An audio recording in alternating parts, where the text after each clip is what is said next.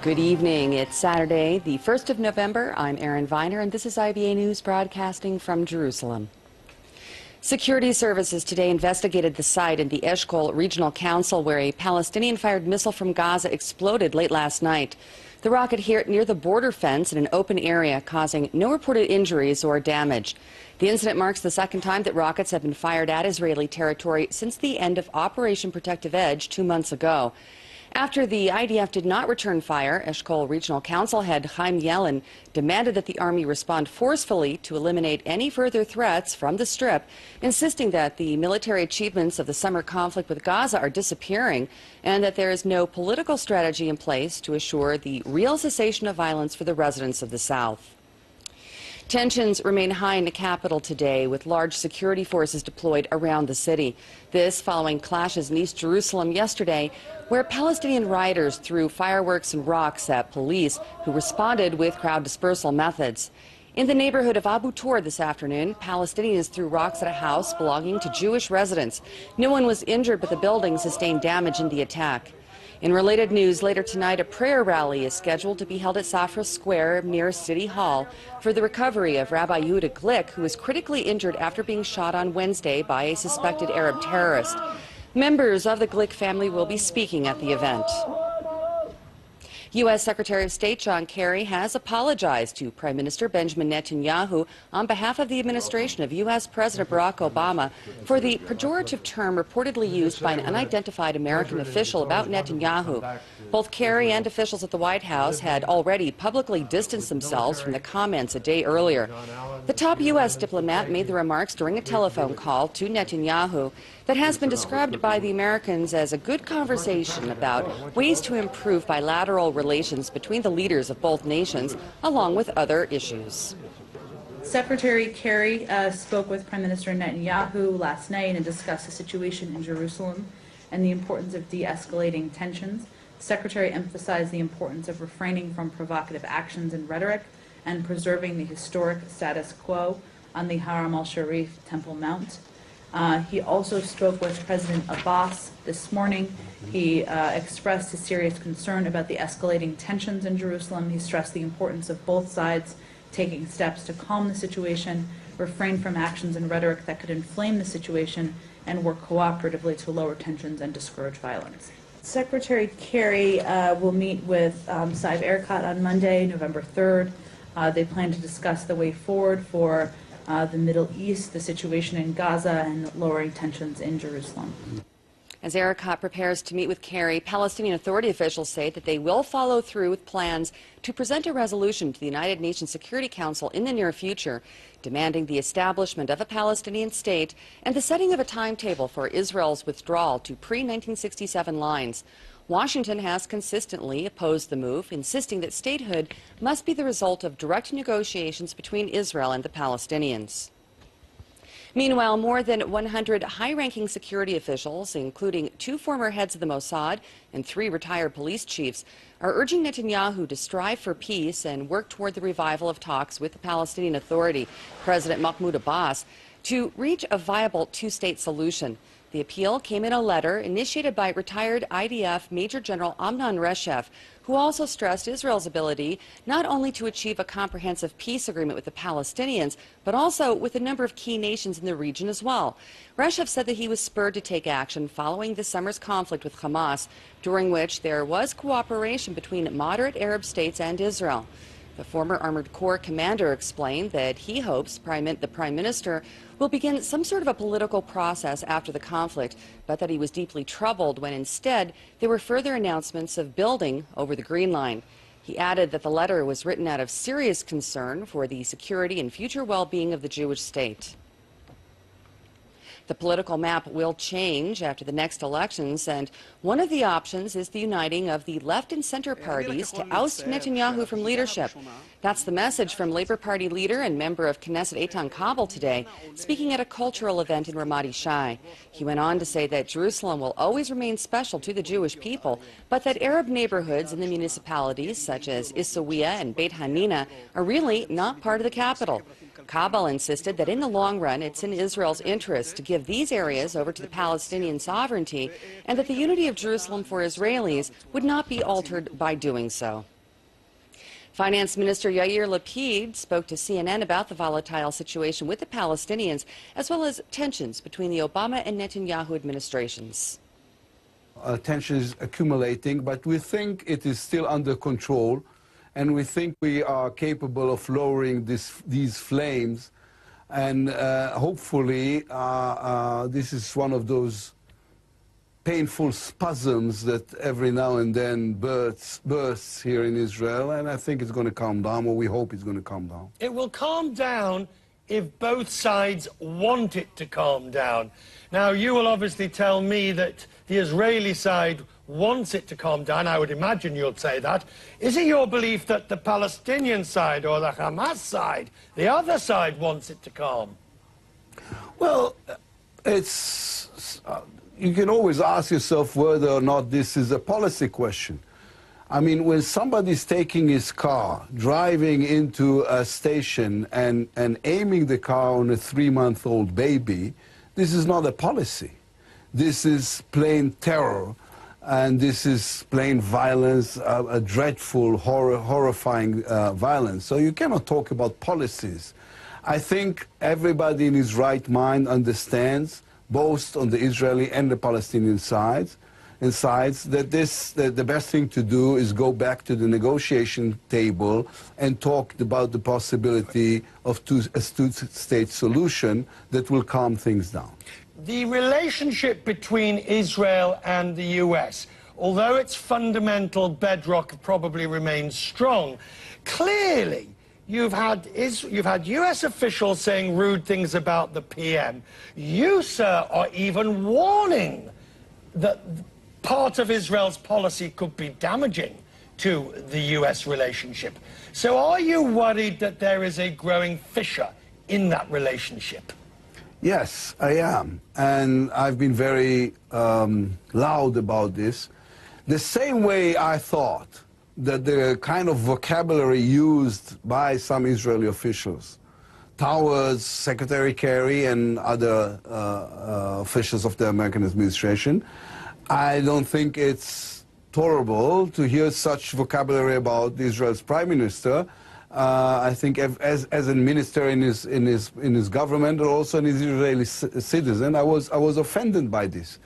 The thing is, we have to recognize this is, in Israeli-American terms, it's a crisis. Even if it's a crisis within the family, even if it's a short-term crisis within a longer and much better relationship, it is always a bad idea to ignore a crisis when you are confronted by it, and we'd better discuss this and sit and talk about this and make sure this is behind our backs as fast as we can. For a man, a minister of the seniority of the finance minister, to be saying that the relationship with your closest ally is a crisis, that's very significant tonight. You know what? I hope so. I'm not saying this to spite. I'm saying this because it needs to be taken care of. We need to sit and discuss this. We need to lower these flames. And you know what? Like in any other relationship or in any other family, and we think of ourselves as an extended family, I think if you have a problem on your hands, you have to deal with it, not to ignore it or to claim it doesn't exist. There is a problem. It has to do with policies. It has to do with personalities. Each and every way, it has to be addressed. In this second part of his interview with IBA's Eli Wogelenter, member of Knesset Rabbi Dov Lipman of Yesh Atid explains how the conversion reform bill, which is threatening the coalition, is not in violation of Jewish law, but why, despite that, there is opposition from the rabbinical establishment. The Talmud says very clearly that being lenient requires tremendous courage. It's easy to be strict. Sit back, put nothing on your shoulders, and have no responsibility. The rabbis who are in favor of it, let me just add to this, Rabbi Nachum Rabinovich, who is willing to move forward even with the conversion of the children. And by the way, The conversion of the children is clear that, according to halacha, it's called a zchut. It's a merit for them. And therefore, you can convert them when they're children, even if they're not at the moment living a religious lifestyle on any level. It takes courage. It takes courage, it takes foresight, and it takes the ability to say, I am a leader, and I'm going to do what's right for the Jewish people. Let me also add, there seems to be, in our times, this tendency to try to out-extreme each other, to out from each other, as we would call in the religious community, to need to show my stripes and show how religious I am, because I'll be so strict. And I feel that if you want to really show how religious you are, if that's what you're trying to do, then you shouldn't be in a position of leadership, and you shouldn't be in the rabbinate. We need rabbis who will take responsibility for the future of the Jewish people, who know all of the sources, and are willing to say, we have the sources to save ourselves from an internal catastrophe. And unfortunately, that model of out-religiousing each other, or this religiosity battle, competition, is not only in the ultra-Orthodox community, it's now also in the religious Zionist community. And that's a shame. I want to add one more point. In the time of the Talmud, there were disputes about conversion, Shammai versus Hillel. Shammai was very strict, Hillel was very lenient. They had their dispute, and Shammai would not do conversions the way Hillel did. But once Hillel did a conversion, Shammai accepted those conversions. Rav Chaim Ozer Grzensky writes in the Achi Ezer that when it comes to the conversions of these children from Zerah Yisrael and the like, for people who have a non-Jewish mother, he's not doing those conversions. But he also says it's forbidden to speak out against the rabbis who are doing them, and he enumerates his reasons for that. And then at the end he says, because in actuality, there is a basis in Jewish law to do what they're doing. And that's what I would demand from the rabbis here. You're not courageous enough, you want to be stringent, you have the right to be stringent for yourself, and you have the right to be stringent for your community. But don't say, I will not accept those conversions that other rabbis are doing. Don't denounce them as violating halacha. Sit back quietly, let those rabbis who want to do it, let it take its course, let us save the Jewish people from this catastrophe, and sit quietly on the side. But speaking out and saying, I will not accept those conversions, that is not something which has been done throughout our history.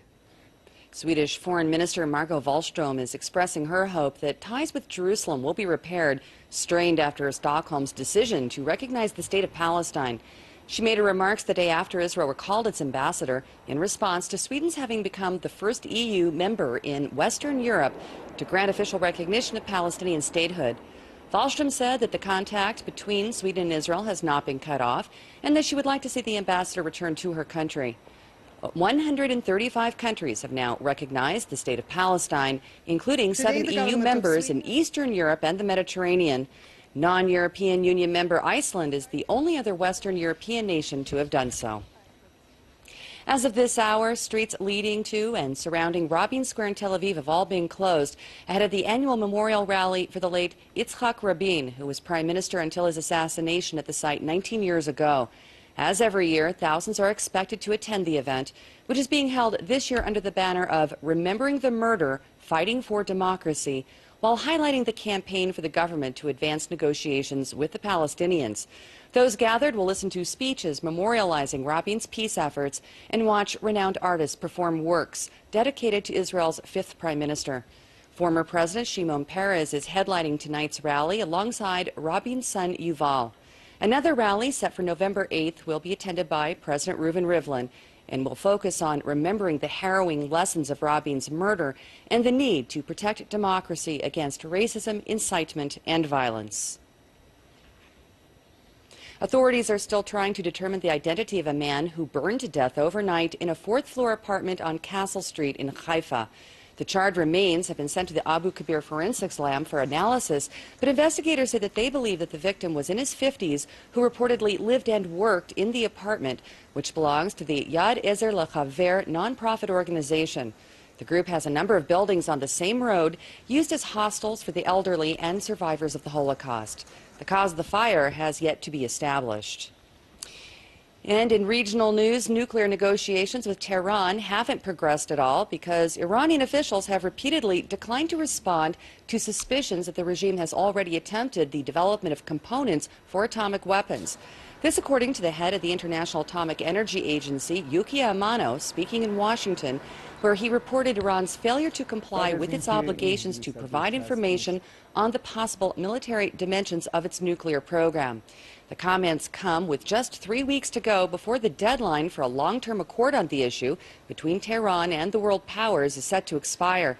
The principal negotiators, U.S. Secretary of State Kerry, his Iranian counterpart, Mohammad Javad Zarif, and European Union Foreign Policy Chief, Catherine Ashton, have a series of meetings scheduled ahead of the November 24th target date in further attempts to narrow the gaps in the parties' positions.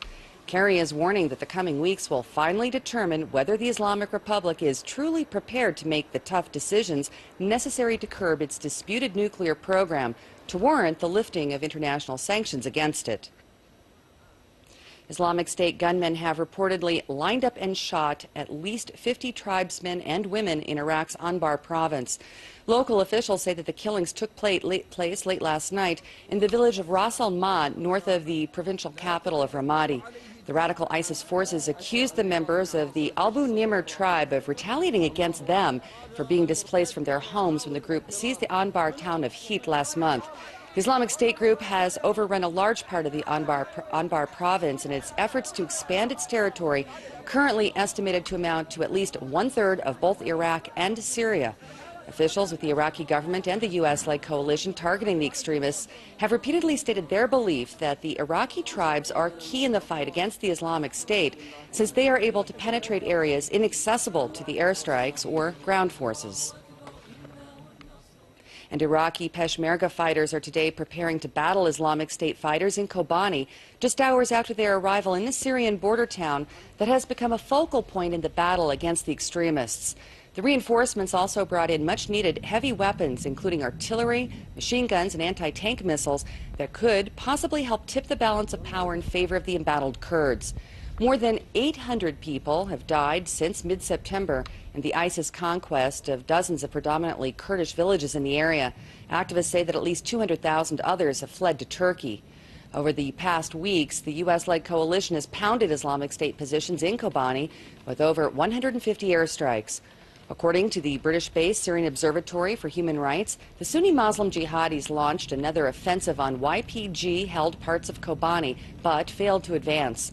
The group relies on testimony from eyewitnesses on the ground in Syria who claimed that more than 100 of the Islamic State fighters have been killed in either airstrikes or clashes over the past 3 days.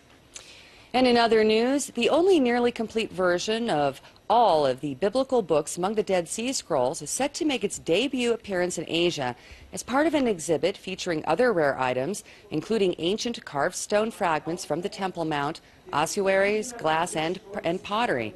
The 734-centimeter-long Great Isaiah Scroll is considered to be one of the world's greatest archaeological finds in recent history. It is one of the finest examples of the scrolls, which were discovered by goat herders in 1947. The exhibit will run for 11 weeks in Hong Kong, beginning November 4th. Both the exhibition curator and the Asia Society director say that the scroll still contains a very significant message for today's world. The prophet Isaiah is identified with the concept of universal peace. So therefore, in our travel days, I think that still the message by Isaiah pronounced 2,800 years ago in Israel is still relevant for us as modern human beings. These artifacts are really humanity, a part of our humanity, whether you're Christian, Jews, Muslim. I think that's one of the reasons we wanted to bring this to Hong Kong, so that you have a better understanding of the history of humanity through these artifacts. Turning now to arts and entertainment, and guess who's coming to our shores in May? Abu Dhabi in the UAE, Tel Aviv in Israel. That's it. Not getting nowhere else. Yes, that's right. British pop star Robbie Williams will take to the stage for the first time here in the country on May 2nd at the Yarkone Park. Williams got his start as part of the popular boy band Take That at the age of 16 before breaking away to perform as a solo artist in 1995. Through his 20-year career, Williams has sold more than 77 million albums and built a particularly strong fan base among women. The concert is expected to feature his best-known hits, including Millennium, Angels, DJ Rock, and of course, Let Me Entertain You, the tour's namesake. Not getting nowhere else. Staying with entertainment news, and this Wednesday, 180 artists and musicians will perform at the 16th Annual Piano Festival. More than 40 performances are on the bill during the 4-day event. This year's program is the richest and most varied ever, hosting young and promising performers alongside veteran Israeli stars including Yoram Gaon, Balkan Beatbox, Riff Cohen, Donna Berger, and many more. That's the annual piano festival taking place at the Tel Aviv Center for the Performing Arts and the Tel Aviv Museum of Art. Turning to sports, and it's now official, an Israeli head coach has won an NBA game. The Cleveland Cavaliers, led by David Blatt, shrugged off an opening night loss at home to the New York Knicks by defeating the Chicago Bulls on the road to give Blatt his first victory in the world's best basketball league. Megastar LeBron James scored 36 points and to lead Cleveland to a 114-108 overtime victory in Chicago. Again, ready. Shot clock at 5. Heinrich tries again. A two-pointer. Heinrich, 3, clutch. Good news for all you drivers out there. There will be a drop in gasoline prices at midnight tonight when the price of fuel will drop by 27 agarot. 95 octane will cost 7 shekels and 5 agarot at the self-service pump. Oil prices are currently the lowest that they've been since 2010, but we've only seen the price of gas fall by 57 agarot over the past 4 months, partially because of the strengthening of the U.S. dollar against the shekel during the same time frame. This weekend's rainstorms have brought welcome reserves to the Sea of Galilee and raised the level of the Kinneret by 1 centimeter. The country's rivers have also been replenished, with Nachal Sorek, the Lachish, Alexander, and Ayalon all overflowing during the storms. The IBA weather team is telling us that we can expect more isolated rain showers tomorrow, mostly in the north, accompanied by a slight rise in temperatures. Here's the forecast at home and abroad for the next 24 hours.